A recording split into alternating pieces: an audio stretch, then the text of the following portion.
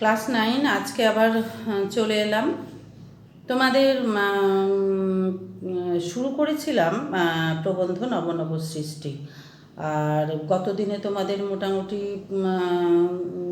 প্রবন্ধটা পড়িয়েছিলাম। বিষয়বস্তু আশা করি তোমরা বুঝতে পেরেছো। আর আজকে প্রশ্ন নিয়ে আলোচনা করব। দেখো, এমসিকিউ তোমরা পারবে, হ্যাঁ, অতএব এমসিকিউ আমি বলছি না, কারণ এমসিকিউটা তোমরা নিজের মতো দেখে নিও, অসুবিধা হলে তখন আমাকে জিজ্ঞেস করে নিও। আর আজকে তোমাদের প্রথমে ছোট প্রশ্ন নিয়ে একটুখানি আলোচনা করব, তারপর বড় প্রশ্নে আমরা যাব। দেখো, প্রথমেই দেখো যে নবনব সৃষ্টির প্রবন্ধটি রচয়িতাকে এবং কত খ্রিস্টাব্দে প্রকাশিত হয়। তো নবনব সৃষ্টি প্রবন্ধটির রচয়িতা সৈয়দ মুজতবা আলী। 1960 খ্রিস্টাব্দে এটি বেঙ্গল পাবলিশার্স থেকে প্রকাশিত হয়েছিল। এইরকম ছোট ছোট প্রশ্ন কিন্তু তোমরা ভালো করে পড়ে নেবে, মানে গল্পটা পুরো পড়বে, তাহলেই পারবে। তো নবনব সৃষ্টি কথাটার অর্থ যেটা হচ্ছে, তোমাদের প্রথমেই লেখক পরিচিতি বললাম, এবারে নবনব সৃষ্টি কথাটার অর্থ তোমাদের বলা হয়নি। তো নবনব সৃষ্টি কথাটার অর্থই হচ্ছে, লেখক এখানে নতুন নতুন মানে সৃষ্টি বা নির্মাণ বা সৃজনের কথা কিন্তু বলেছেন, ঠিক আছে। এবারে লেখক সংস্কৃত ভাষাকে আত্মনির্ভরশীল ভাষা কেন বলেছে? তো তোমাদের পড়াতে গিয়ে বলেছিলাম যে নতুন বিষয় বোঝাতে দেখো, নতুন শব্দের প্রয়োজন হলে সংস্কৃত কি হয় না, ধার করার পরিবর্তে কোনো কারোর কাছে ধার নেয় না, হ্যাঁ, নিজের ভাণ্ডারেই তার খোঁজ করে। এবং কেন করে নিজের ভাণ্ডারে খোঁজ, বুঝতেই পারছো, তোমাদের সেটাও বললাম শব্দ ভাণ্ডার কাকে বলে। সেই শব্দ ভাণ্ডার কতটা বড় হলে সেখান থেকে যা খোঁজা যায়, যে শব্দ খোঁজা যায় সেই শব্দই পাওয়া যায়, বুঝতে পেরেছো? তো সে খোঁজ করে, সেই জন্য আত্মনির্ভরশীল মানে নিজের উপর নিজেই নির্ভর করে থাকা আর কি। তো সংস্কৃতকে স্বয়ংসম্পূর্ণ ভাষাও বলা যায়, হ্যাঁ। তো ওই একই ব্যাপার, যে সংস্কৃত বিদেশি শব্দ গ্রহণ করলেও কিন্তু নতুন শব্দ সৃষ্টির ক্ষেত্রে নিজস্ব শব্দ ভাণ্ডারের উপরে বেশি নির্ভরশীল বা নির্ভর করে থাকে বা নির্ভর করে ইত্যাদি। তো প্রাচীন যুগের বেশ কয়েকটি আত্মনির্ভরশীল ভাষার নাম বলো। তো তখন ওই যে দেখো, আমি কিন্তু তোমাদের ওই বইটা দেখেই সব বলছি, তোমরা বই খোলো, সেখানেই কিন্তু পরপর আমি তোমাদের বলে যাচ্ছি। সেখানে আছে, দেখো তোমরা, আত্মনির্ভরশীল ভাষা হলো হিব্রু, গ্রিক আর আবেস্তা। অতএব তোমরা বইটা খোলো, সেখানেই কিন্তু সমস্ত প্রশ্নের উত্তর পাবে। তোমাদের ক্লাসেও কিন্তু আমি এইভাবেই পড়াই। এবার দেখো, আর একটা, আমরা কোন সময়ে আরবি ফার্সি থেকে প্রচুর শব্দ গ্রহণ করেছি না, আমরা ওই সেই পাঠান মোগল যুগে, দেখো সেটাও লেখা আছে, পাঠান মোগল যুগে আরবি ফার্সি থেকে প্রচুর শব্দ গ্রহণ করছি। সবার আগে তোমাকে ভালো করে কিন্তু টেক্সট বইটা পড়তে হবে, গল্প হোক, প্রবন্ধ হোক, কবিতা হোক, সেটা কিন্তু বারবার তোমাকে পড়তে হবে, তবেই কিন্তু তুমি সমস্ত প্রশ্নের উত্তরটা একদম সাবলীলভাবে দিতে পারবে। এবার নবনব সৃষ্টি প্রবন্ধে লেখক রান্নাঘর থেকে কি তাড়ানো মুশকিল বলে মনে করেছেন? তাহলে আমরা পড়ছি, দেখো ডান দিকের পাতায়, রান্নাঘর থেকে আলু কপি তাড়ানো কিন্তু মুশকিল বলে মনে করেছেন, তাই না? এবারে দেখো যে বলা বাহুল্য রবীন্দ্রনাথ স্বচ্ছন্দে লিখেছেন, তাহলে রবীন্দ্রনাথ স্বচ্ছন্দে কী লিখেছেন? তাহলে আব্রু দিয়ে, ইজ্জত দিয়ে, ইমান দিয়ে এবং বুকে রক্ত দিয়ে। ভালো করে এটা পড়ে নেবে, ঠোঁটের আগায় করে নেবে। আচ্ছা, এবারে শহীদ শব্দ বাংলায় কে ঢুকিয়েছিলেন? শহীদ শব্দটি বাংলায় কাজী নজরুল ইসলাম ঢুকিয়েছিলেন। তো এইভাবে কিন্তু তোমরা ভালো করে পড়বে। আচ্ছা, বিদ্যাসাগর আরবি ফার্সি কোথায় ব্যবহার করতেন? তাহলে বিদ্যাসাগর বেনামিতে অসাধু রচনায় এই আরবি ফার্সি ব্যবহার করতেন। তো দেখো, সবই কিন্তু বইতেই আছে, বইয়ের বাইরে কিন্তু কোনো কিছুই আমি বলছি না এবং মানে কেউই বলবে না। তো এইভাবে দেখো, প্রত্যেকটা যদি ছোট প্রশ্ন নিয়ে আলোচনা করা হয় তাহলে কিন্তু আমার একটা ক্লাস ছোট প্রশ্নেই লেগে যাবে। তো তোমাদের মোটামুটি বলে দিচ্ছি যে এইভাবে কিন্তু ছোট প্রশ্ন হবে। তোমাদের কোনো অসুবিধা হলে তোমরা ক্লাসে জিজ্ঞেস করতে পারো, তোমরা কমেন্টস বক্সে লিখতে পারো। তোমাদের তো সব কিছুই আমি বলেই দিয়েছি। আলাল ও হুতম কি, হ্যাঁ, এবারে এই ধরনের প্রশ্ন আসতে পারে। তো টেকচাঁদ ছদ্মনামে প্যারীচাঁদ মিত্রের যে গদ্যগ্রন্থ, সেটাই হচ্ছে আলালের ঘরের দুলাল, এবং আলাল নামে, এবং হুতম প্যাঁচার ছদ্মনামে এই যে কালীপ্রসন্ন সিংহের যে লেখা হুতম প্যাঁচার নকশা, হ্যাঁ, সেটাই হুতম নামে পরিচিত। ভীষণ ইম্পর্টেন্ট, তো মনে রাখতেই হবে, কিচ্ছু করার নেই। আমি মাঝে মাঝে বলে দিচ্ছি। আচ্ছা, প্রেমচন্দ্র না, এইটা না, এই শঙ্কর দর্শনের ভাষা কেমন? শঙ্কর দর্শনের ভাষা হচ্ছে সংস্কৃত শব্দবহুল, এই আর কি। আর হচ্ছে বসুমতী সম্পাদকীয় রচনার ভাষা কীরকম, তা এতে দেখো লেখায় আছে গাম্ভীর্যপূর্ণ ছিল। তো এইভাবে কিন্তু ছোট ছোট প্রশ্ন কিন্তু আসবে। কোন দুই ভাষা থেকে বাংলায় আর নতুন কোনো শব্দ ঢুকবে না বলে লেখক মনে করেছেন? দেখো, আরবি ও ফার্সি ভাষা থেকে নতুন কোনো শব্দ বাংলায় ভাষায় ঢুকবে না বলে লেখক মনে করছেন। পরিষ্কার লেখা আছে। তাই তোমরা যদি ভালো করে এই গল্প বা প্রবন্ধ যাই বলো না কেন না পড়ো, এবং ওটা বারবার পড়ে কিন্তু তোমাদের সেটা মানে মাথায় রাখতে হবে, তাহলে কিন্তু সব পারবে, নইলে কিন্তু খুব কঠিন হয়ে যাবে মানে বলা। অদূর ভবিষ্যতে কিসের চর্চা আরম্ভ হয়ে বাংলাকে প্রভাবিত করার সম্ভাবনা নেই বলে মনে করেছেন লেখক? দেখো, এই লাইনটা ধরেই প্রশ্ন করছি, তাতেই বেরিয়ে গেল। তো লেখক সেই অদূর ভবিষ্যতে আরব ইরানে কোনো অভূতপূর্ব জ্ঞানবিজ্ঞানের চর্চা আরম্ভ হয়ে বাংলাকে প্রভাবিত করার সম্ভাবনা নেই এই কথা বলে মনে করেছেন। তো এইভাবে কিন্তু তোমাদের সমস্ত প্রশ্নগুলো মানে পড়তে হবে। আর কি বলবো, সবই তো বলেছি। দেখো, চণ্ডী কী, হ্যাঁ, তাহলে চণ্ডী বলতে আবার সেই মধ্যযুগের বাংলা সাহিত্যের মঙ্গল কাব্য ধারার দেবী চণ্ডীর যে মাহাত্ম্য প্রচারক চণ্ডীমঙ্গল, সেই চণ্ডীমঙ্গলের কথা বলা হয়েছে। আবার ধরো যে একেবারে চলে আসি শেষের দিকে, উর্দুর সঙ্গে কোন ভাষার মূল সুর বাঁধা? তাহলে উর্দুর সঙ্গে ফার্সির ভাষার মূল সুর বাঁধা আছে। আর নবীন ফার্সি ভাষার জন্ম হয়েছিল কিভাবে? দেখো, পরিষ্কার লেখা আছে, আর্য ইরানি ভাষা ও সেমিতি আরবি ভাষার সংঘর্ষে নবীন ফার্সি ভাষার জন্ম হয়েছিল। তো এইভাবে কিন্তু তোমরা এটা পড়তে পারবে। হ্যাঁ, এই পড়ে নেবে, মানে দেখো বইটা ভালো করে পড়তে হবে। ভারতবর্ষে কোন তিন ভাষা নতুন ঐশ্বর্যশালী সাহিত্য সৃষ্টি করতে পারেনি? ভীষণ ইম্পর্টেন্ট।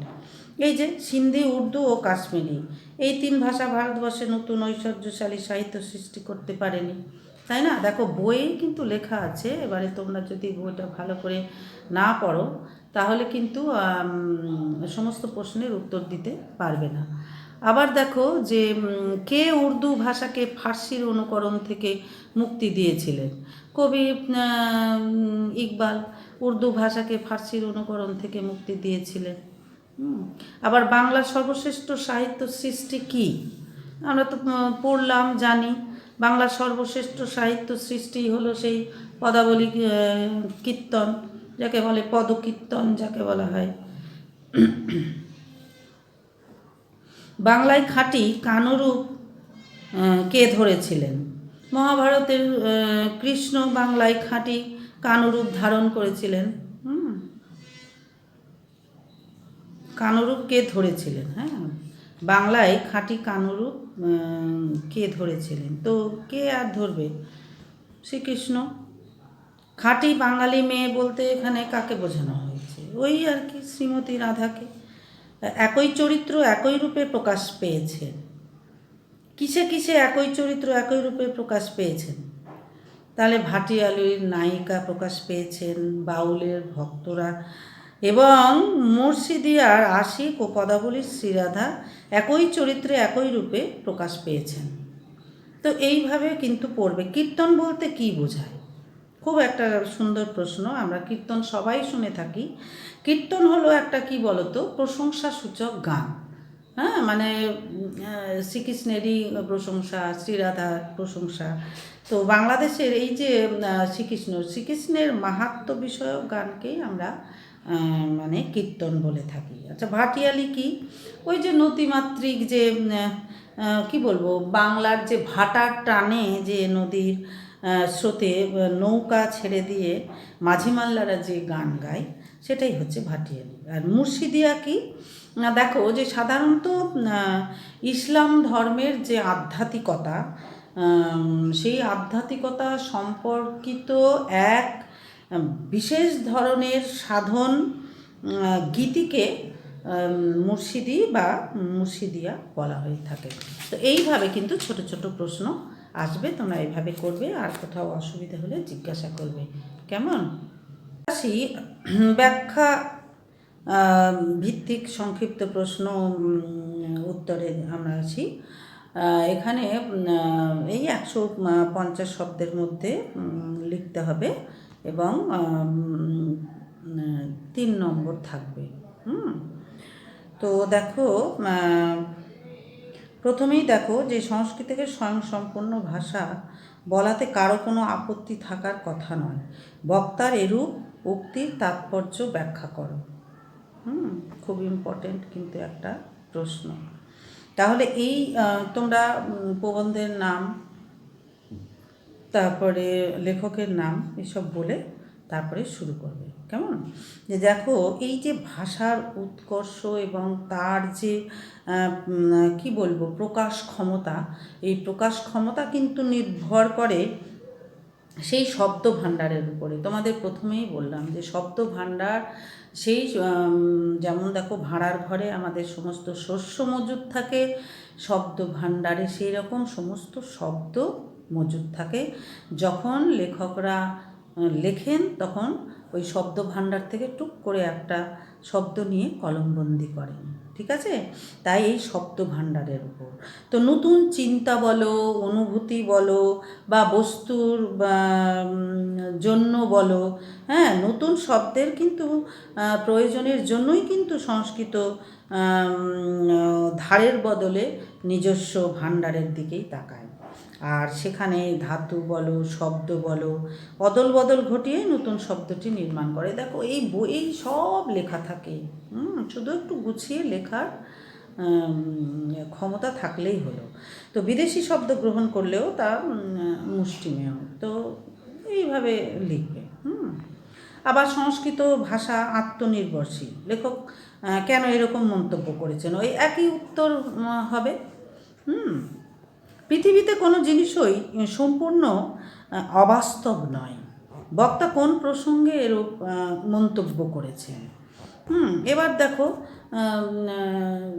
যে কোনো ভাষার শব্দভাণ্ডার অন্য কোনো ভাষা থেকে গ্রহণ করা আগন্তুক বা কি বলবো ঋণ করা শব্দ দ্বারা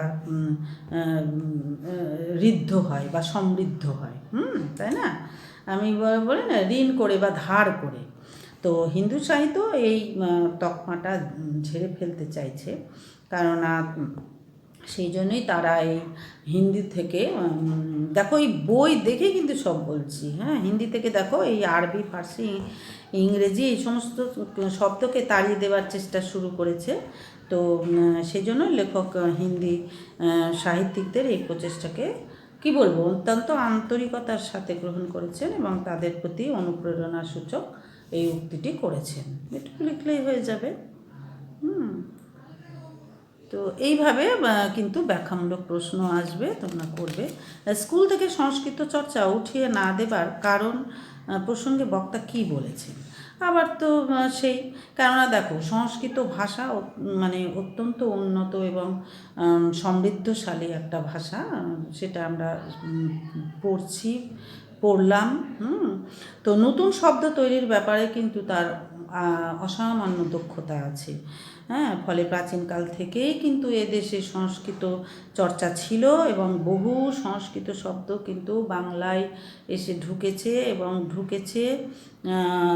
ঢুকছে এবং আগামীতেও ঢুকবে। যতদিন এই ভাষা থাকবে ততদিন কিন্তু ঢুকতে থাকবে। তো স্কুল কলেজ থেকে সংস্কৃত চর্চা উঠিয়ে না দেবার কারণই হচ্ছে বাংলায় এখনও কিন্তু আমাদের প্রচুর সংস্কৃত শব্দের প্রয়োজন। তো সংস্কৃত চর্চা উঠে যাওয়ার অর্থই কিন্তু বাংলা তার প্রধান কি বলবো খাদ্য থেকে বঞ্চিত হবে। বুঝতে পেরেছো তো? এইরকম আর কি। তো এইভাবে ছোট ছোট প্রশ্ন আসবে, আর আসবে ইংরেজির বেলাতেও তাই। বলতে লেখক কী বুঝিয়েছেন, আবার তো সেই ওই একই ওই রেল ইঞ্জিন হ্যানা ত্যানা এইসব এই যে পরে লেখা আছে ওটা দিয়ে বলবে। তো এইভাবে কিন্তু প্রশ্নগুলো আসবে। তাহলে এই হচ্ছে তোমার ব্যাখ্যামূলক প্রশ্ন। হ্যাঁ, এবার আমরা কিন্তু রচনাধর্মী প্রশ্নে চলে আসব। এখানে সেই কম বেশি 150 শব্দের মধ্যে না, তোমাদের ওই ব্যাখ্যাভিত্তিক ইয়েটা না 150 শব্দ বলে ফেলেছি, ওটা ওই 50-60 শব্দের মধ্যে লিখতে হবে। আর এই রচনাধর্মীটা কিন্তু 150 শব্দে লিখতে হবে। কেমন? আচ্ছা, এবারে দেখো ওই আবার প্রশ্নটা আসবে যে নবনব সৃষ্টি রচনাংশটিতে কী ধরনের প্রবন্ধ বলা চলে আলোচনা করো। আমি এই প্রশ্নটা কিন্তু তোমাদেরকে একটু আলোচনা করিয়ে দেব, কেননা ভীষণ ইম্পর্টেন্ট। হ্যাঁ, একই কথা তবুও একটুখানি ভালো করে বলা। দেখো যে এই নবনব সৃষ্টি রচনাংশটিতে কী ধরনের রচনাংশটিকে কী ধরনের প্রবন্ধ বলা চলে সেটা আলোচনা করো। তো দেখো এই যে পাশ্চাত্য সাহিত্য সমালোচকরা যে প্রবন্ধের কি বলবো অনেক রকম শ্রেণীবিভাগ করেছেন না, তো তার প্রবন্ধের প্রকৃতি অনুসারে কিন্তু ভাববাদী, বস্তুবাদী, তারপরে ব্যাখ্যাধর্মী বা বিশ্লেষণমূলক, আবার সমালোচনামূলক প্রভৃতি নানা প্রকারের কথা কিন্তু বলেছেন। তো সেই নিরিখেই কিন্তু নবনব সৃষ্টি রচনাংশটির বৈশিষ্ট্য আমরা কি বলবো আলোচনা করব বা আলোচনা করা প্রয়োজন। দেখো প্রথমেই এই যে প্রাবন্ধিক সৈয়দ মুজতবা আলী বিভিন্ন ভাষার স্বরূপ নিয়ে আলোচনায় তিনি এসে হাজির হয়েছেন। তো তিনি দেখিয়েছেন যে এই যে সংস্কৃত, হিব্রু বা গ্রিক, এই যে প্রাচীন ভাষা, এই ভাষাগুলি কিন্তু আত্মনির্ভরশীল। তো এই প্রসঙ্গ পর্যালোচনাকালেই কিন্তু বর্তমানকালের ইংরেজি কিংবা বাংলার যে একটা প্রভেদ, সেই প্রভেদের প্রতি তিনি রেখাপাত বা আলোকপাত করেছেন। তো বাংলা ভাষায় এই যে আরবি বা ফার্সি বা ইংরেজি এই সমস্ত ভাষা থেকে কিন্তু ঋণ এবং ঋণ গ্রহণের ঐতিহাসিক কারণ কিন্তু তিনি ব্যাখ্যা করেছেন। সেটা আমরাও দেখেছি, কেন নেই কি। দেখো আমাদের শব্দভাণ্ডারটা না এত ছোট, ফলে সেখানে কোনো কিছু ভালো সুন্দর করে লিখতে গেলে আমাদের মানে বাংলা বলো বা ইংরেজি বলো সেখানে শব্দ খুঁজে পাওয়া যায় না। তো সেই জন্য তখন বিদেশি ভাষা বা সংস্কৃত ভাষার সাহায্য নিতেই হয়। তো এক্ষেত্রে তিনি বাংলা এবং অন্যান্য ভারতীয় যে ভাষা তার সঙ্গে সম্পর্ক আর তা থেকে স্বতন্ত্র হওয়ার যে আর কি বিষয়, সেই বিষয়টিকে তিনি একেবারে মানে কি বলবো স্পষ্ট করে তুলেছেন। তো স্বাভাবিকভাবেই এই বাংলা ভাষা নিয়ে বিশদভাবে আলোচনাকালে এই বাঙালি জাতির যে একটা স্বভাব ধর্ম, হ্যাঁ, তোমরা পড়তে গিয়ে দেখলে যে তারা খুব যুদ্ধপ্রিয় বা তারা ইয়ে করে, প্রতিবাদ করে, বিপ্লব হেনা তেনা, এই যে সাংস্কৃতিক বিশেষত্বটিকেও কিন্তু সার্থকভাবে নিরূপণ করেছেন। তো সামগ্রিকভাবে বা সামগ্রিকতার বিচারে এই নবনব সৃষ্টি রচনাংশটিতে প্রকৃতিগতভাবে কিন্তু কি দেখতে পাচ্ছি না, একটা বস্তুনিষ্ঠ প্রবন্ধের পর্যায়ভুক্ত কিন্তু করাটাই যুক্তিযুক্ত বলে মনে হচ্ছে। তাহলে কি না বস্তুনিষ্ঠ মাথায় থাকবে? তাহলে ঠিক আছে। তারপর এবার তোমাদের একটা প্রশ্ন নিয়ে আলোচনা করছি, যেটা হচ্ছে বাংলা ভাষার উন্নতি প্রসঙ্গে প্রাবন্ধিক সংস্কৃত ও ইংরেজি সম্বন্ধে কী বলেছেন। খুব ইম্পর্ট্যান্ট প্রশ্ন। দেখো, এই যে কবি না সরি লেখক, এই 15টি ভাষার যে পণ্ডিত, হ্যাঁ, এই সৈয়দ মুজতবা আলী, তিনি তার নবনব সৃষ্টি প্রবন্ধে বাংলার উন্নতি বিষয়ে কিন্তু বিভিন্ন ভাষা থেকে নতুন নতুন শব্দ গ্রহণ করতে বলেছেন। প্রথমে দেখো যে বাংলা ভাষা প্রসঙ্গে বলেছেন যে বর্তমান যুগের বাংলা ভাষা আত্মনির্ভরশীল ও স্বয়ংসম্পূর্ণ নয়। এটা একটা পয়েন্টস। তাই বাংলা ভাষার উন্নতির জন্য অন্য ভাষার সাহায্য কিন্তু লাগবে। তো যতই আমরা ইংরেজি, আরবি, ফার্সির মতো বাংলা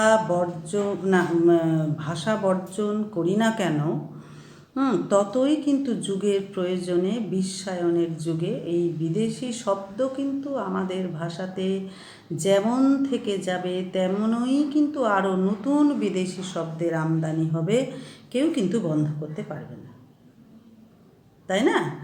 তো এটা হচ্ছে বাংলা ভাষা প্রসঙ্গে তিনি বলেছেন। এবার বাংলা শব্দ ভাণ্ডার প্রসঙ্গে তিনি কি বলেছেন দেখো,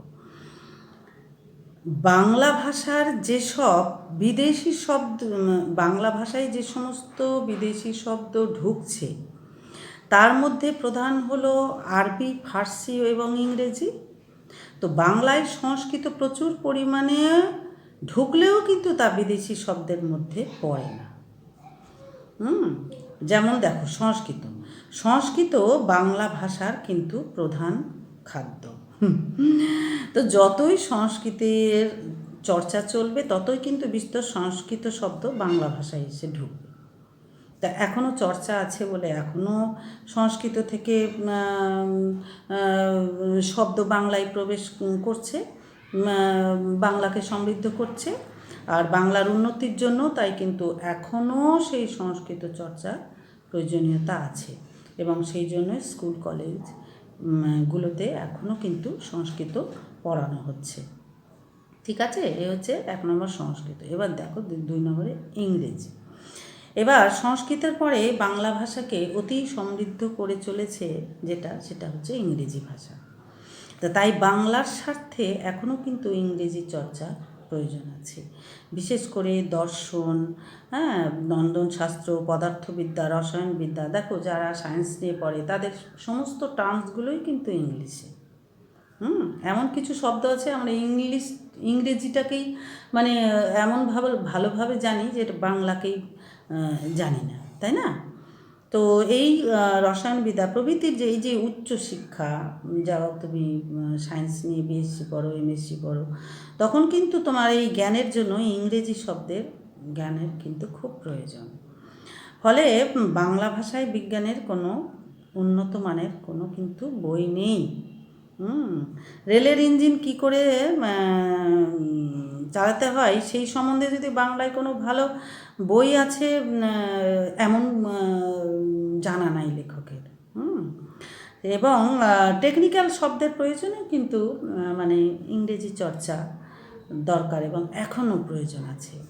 আর এই ইংরেজি থেকে ইংরেজির মাধ্যমে অন্যান্য ভাষাও কিন্তু বাংলা ভাষায় ঢুকছে। ভীষণ মোস্ট ইম্পর্টেন্ট একটা প্রশ্ন, যেভাবে বললাম সেভাবেই লিখবে। প্রশ্নটা শুনে নাও। বাংলা ভাষার উন্নতি প্রসঙ্গে প্রাবন্ধিক সংস্কৃত ও ইংরেজি সম্বন্ধে কী বলেছে।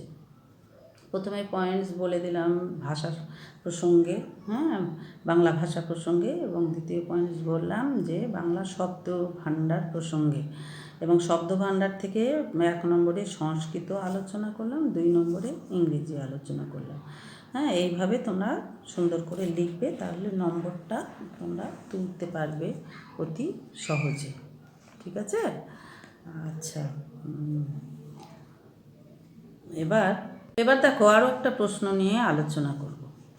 বাংলা ভাষায় বিদেশি আরবি ও ফার্সি ভাষার ভবিষ্যৎ সম্পর্কে লেখক কি কি বলেছেন। খুব ইম্পর্টেন্ট কিন্তু দেখো, যে বাংলা ভাষায় আরবি ও ফার্সি ভাষার ভবিষ্যৎ প্রসঙ্গে লেখক কিছু মন্তব্য করেছেন। দেখো, তার প্রথম পয়েন্টসটা হচ্ছে নতুন শব্দের প্রবেশ নিষেধ। এরকম করে পয়েন্টস দিয়ে তারপরে তোমরা উত্তরটা লিখবে, তাহলে শুনতে বা দেখতে ভালো লাগবে, এবং নম্বরটাও তোমরা ভালো পাবে। তার মতে দেখো যে বাংলা ভাষায় এই দুই ভাষা থেকে ব্যাপক হারে কিন্তু নতুন নতুন কোনো আর শব্দ ঢুকবে না। বাংলা ভাষায় এই দুই ভাষা থেকে কিন্তু আর ব্যাপক হারে নতুন নতুন কোনো শব্দ ঢুকবে না। পশ্চিম বাংলায় আরবি বা ফার্সি ভাষার চর্চা কিন্তু অনেক কমে যাচ্ছে। আর পূর্ব বাংলা অর্থাৎ যেটা বর্তমানে বাংলাদেশের যে তরুণ সম্প্রদায়, তাদের এইসব ভাষার প্রতি আগ্রহ খুব কম বলেই কিন্তু এই ভাষা দুটো আর থাকবে না। তাছাড়া আরবি ফার্সির বেশি চর্চা আরব ও ইরান দেশেই হয়। এখন কিন্তু বিজ্ঞানের যুগ, ফলে জ্ঞান বিজ্ঞান চর্চা যদি আরব ও ইরান দেশে বেশি হয়, তবে সেই দেশের পুস্তকগুলি বা আরবি ফার্সিতে পুস্তকগুলি যা আরবি ফার্সিতে লেখা হয় সেগুলি বাংলা ভাষাকে প্রভাবিত করবে, তাই না? তো তবে লেখকের মতে সে আশা কিন্তু খুবই কম। তো যদিও তো যাই হোক, এটা রেখেছে। আর 2 নম্বর, প্রবিষ্ট শব্দের সেই দীর্ঘকালীন স্থায়িত্ব। কেননা এই আরবি ফার্সি শব্দ যেগুলি বাংলা ভাষাতে ঢুকে পড়েছে, অনেক দিন ধরে বাংলা ভাষায় থাকবে। তার কারণ হিসাবে লেখক বলেছেন, প্রথম 1 নম্বর পয়েন্টস হচ্ছে, দেখো, পুরনো শব্দের চর্চা। কেননা কোনো কোনো লেখক বাংলা ভাষায় নতুন বিদেশি শব্দ বর্জন করতে চেয়েছেন। কেন না, তারা পুরনো বাংলা অর্থাৎ চণ্ডীমঙ্গল থেকে আরম্ভ করে সেই কালীপ্রসন্ন সিংহের হুতম অর্থাৎ কোকনি বা কথ্য ভাষায় ব্যবহৃত অপ্রচলিত আরবি ফার্সি শব্দ ব্যবহার করেছে। ঠিক আছে। আর দ্বিতীয়ত, পাঠ্যসূচিতে পুরনো বাংলা। কেমন না, বর্তমানে যে স্নাতকোত্তর বাংলা পাঠ্যসূচিতে যে সমস্ত পুরনো দিনের বাংলা সাহিত্য পড়তে হচ্ছে ছাত্রছাত্রীদের, সেই পুরনো বাংলায় কিন্তু অনেক আরবি ফার্সি শব্দ তাদের কাছে পরিচিত হয়। ফলে পরবর্তীকালের যে বাংলা, সেই বাংলায় কিন্তু অপ্রচলিত সেই আরবি ফার্সি শব্দ প্রয়োগে এই ভাষা দুটি বাংলা ভাষায় আরও কিছুদিন থেকে যাবে। এই দুটো পয়েন্টস এইভাবে লিখবে। ঠিক আছে।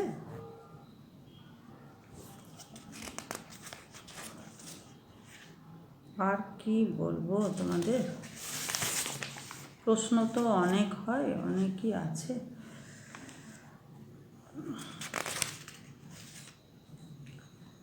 তোমাদের আর একটা প্রশ্ন বলি, যেটা হচ্ছে, দেখো, পদাবলী কীর্তন সম্পর্কে বা সম্বন্ধে লেখক কি বলেছেন, বাঙালিদের চরিত্রে কি কি গুণ আমরা দেখতে পাই, তো সেই পাঠ্যাংশ বা গল্প অবলম্বনে আলোচনা করো।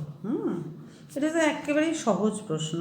আমরা বাঙালির সেই সর্বশ্রেষ্ঠ, দেখো, আমি বই দেখেই সব কিন্তু তোমাদের পয়েন্টস বাই পয়েন্টস করে বলে দিচ্ছি। শুধু প্রশ্নটা তোমরা বিভিন্ন কোশ্চেন ব্যাংক বা যে কোনো বই থেকে দেখে নেবে, যে কিভাবে করতে হবে প্রশ্নগুলো, তাহলেই তোমরা উত্তরটা নিজেরাই পারবে। পর বাঙালির সর্বশ্রেষ্ঠ সাহিত্য কীর্তি হলো কি, এই পদাবলী কীর্তন লেখাই আছে সব বইয়ে। তো এতে বাঙালি চরিত্রের কি বলবো, চেহারা বা রূপটা খুব সুন্দরভাবে প্রকাশ পায়। তো বাঙালিদের আরাধ্যা দেবতা আমাদের সেই রাধা বা কৃষ্ণকে অবলম্বন করেই কিন্তু এই বৈষ্ণব কবির এই যে কবিতাবলী, এই কবিতাবলী হচ্ছে পদাবলী। আর এই পদাবলীর মাধ্যমে তাদের দুজনের প্রেমলীলা কীর্তন, অর্থাৎ গুণ কীর্তন করা, মানে গুণের কথা আর কি বলা হয়, করেছেন। তো সেখানে এই দুজনের প্রেমলীলা কীর্তন করেছেন। তো এই পদাবলী কীর্তনের প্রাণ বা দেহ যাই বলো না কেন, উভয়ই কিন্তু খাঁটি বাঙালি করেই একেবারে আঁকা হয়েছে। তো এই সাহিত্যে কাশিরাম দাসের মহাভারতের কৃষ্ণ কিন্তু একেবারে খাঁটি বাঙালি কানাইয়ের রূপে বর্ণিত হয়েছে এবং পদাবলীর নায়িকা শ্রীরাধা বাঙালি গ্রামের মেয়ে। এবার হচ্ছে বাঙালিদের চরিত্রে কী কী গুণ আমরা দেখতে পাই। এবার দেখো যে কী কী গুণ দেখতে পাই। তাহলে বাঙালিরা হলো সত্য, যথার্থ বা প্রকৃত, অর্থাৎ সত্য, শিব ও সুন্দরের পূজারী। সত্য মানে যথার্থ বা প্রকৃত, শিব মানেই হচ্ছে শুভ বা মঙ্গল, হ্যাঁ, আর সুন্দর মানেই হচ্ছে মনোহর, যা দেখলে আমাদের মন হরণ করে। তো এই সত্য বা শিব, সত্য, শিব ও সুন্দরের পূজারী আমরা। তো তারা ধর্ম, সাহিত্য, রাজনীতি যেখানেই সত্য, শিব, সুন্দরের সন্ধান পায় সেটাকেই গ্রহণ করে। আর যখন যদি কেউ গতানুগতিক পন্থা বা একই পন্থা থেকে অথবা মানে প্রাচীন ঐতিহ্যের দোহাই দিয়ে সেই সত্য শিব সুন্দরের যদি বাধা দেয়, তো তখন তার বিরুদ্ধে কি হয়? এই বিদ্রোহ। পরিষ্কার লেখা আছে, দেখো বই খোলো, সব উত্তর পাবে।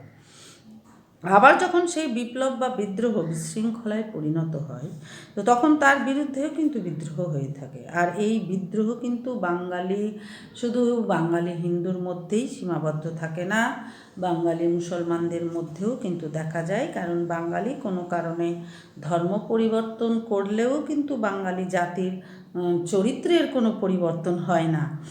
দেখো একদম শেষে বাঙালির চরিত্রে বিদ্রোহ কিন্তু বর্তমান থাকে। তো এইভাবে কিন্তু প্রশ্নের উত্তর দেবে।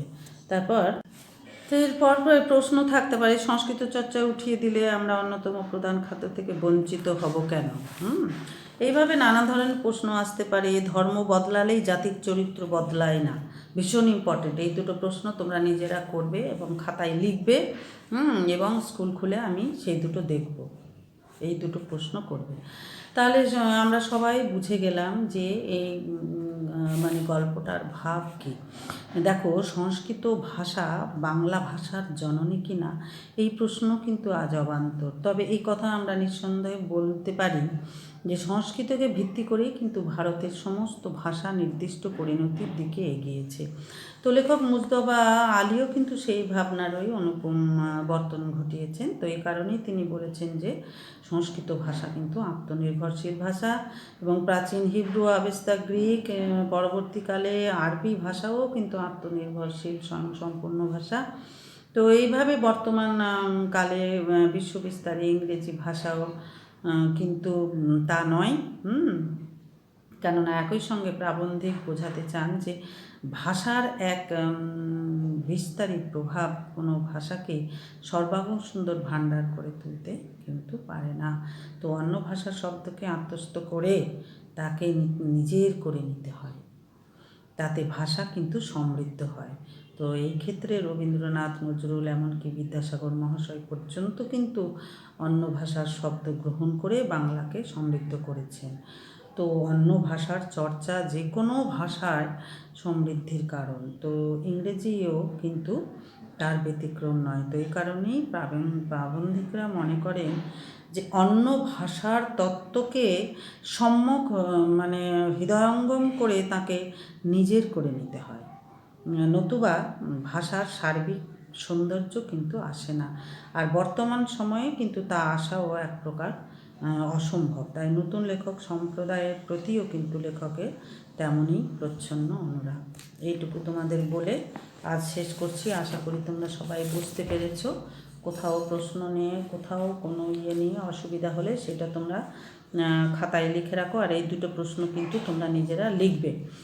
আমি এখন থেকেই প্রত্যেকটা গল্প কবিতা থেকেই তোমাদের দুটো একটা করে প্রশ্ন দেব, সেগুলো কিন্তু তোমরা বাড়িতে উত্তর লিখতে থাকবে। তাহলে কী প্রশ্ন থাকলো? যে সংস্কৃত চর্চা উঠিয়ে দিলে আমরা অন্যতম প্রধান খাদ্য থেকে বঞ্চিত হব। উক্তিটি কোথা থেকে নেওয়া হয়েছে, বা এই সংস্কৃতকে বাংলার অন্যতম প্রধান খাদ্য বলা হয়েছে কেন? আর দ্বিতীয় প্রশ্ন হচ্ছে, ধর্ম বদলালেই জাতির চরিত্র বদলায় না। তো এই অভিমতটা কে পোষণ করেছেন এবং এই কথার মাধ্যমে লেখক কী বোঝাতে চেয়েছেন, এই দুটো প্রশ্ন কিন্তু তোমরা করে আসবে। তো আজ এই পর্যন্তই থাক, ভালো করে পড়বে গল্পটা। সব প্রশ্নের উত্তরগুলো ঠিক ঠিক করে পড়ে নেবে, কিন্তু পড়বে।